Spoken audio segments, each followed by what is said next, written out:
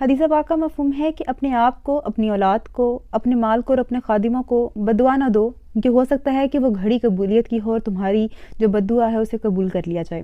ہمارے ہاں پاکستانی ماؤں کا یہ ٹرینڈ ہے کہ جب تک وہ اپنی اولاد کو بددعا نہیں دیتی تو ان کو یہ لگتا ہے کہ نہیں، اس کو سمجھ نہیں آئے گی۔ تو یاد رکھیے یہی اولاد پھر جا کر دنیا میں ذلیل و خوار ہوتی ہے، رسوا ہوتی ہے، اور پھر آپ کو افسوس ہوتا ہے کہ اوہو یہ اس کے ساتھ کیا ہو رہا، میری اولاد کے نصیب میں یہ ہونا تھا۔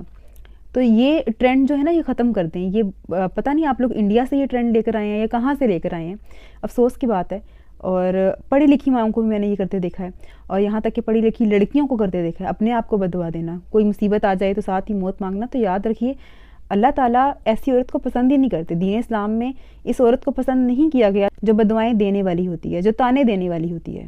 لیکن چونکہ ہمارے ہاں یہ سمجھا جاتا ہے کہ جب تک ہم بددعا نہیں دیں گے تو سامنے والے پر اثر نہیں ہوگا، تو وہ اثر ایک دن آپ پر ہی لوٹ کر آئے گا۔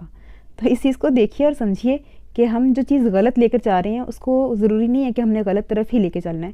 آپ ایک نسل کی تربیت کر رہی ہیں، آج آپ یہ کام کرتی ہیں، کل آپ کی بیٹی، پھر اس کی بیٹی، اور یہ ٹرینڈ ایک چلتا رہے گا اور ہمیشہ چلتا رہے گا، اور اس کا گناہ جو ہے وہ آپ کے سر پہ رہے گا، کیونکہ آپ نے ایسا ٹرینڈ بنایا جو دین اسلام میں پسندیدہ نہیں تھا اور آپ اس کو لے کر چلتی رہیں۔ تو اس چیز کو سمجھیے اور سوچیے کہ ہم کس طرف چل رہے ہیں۔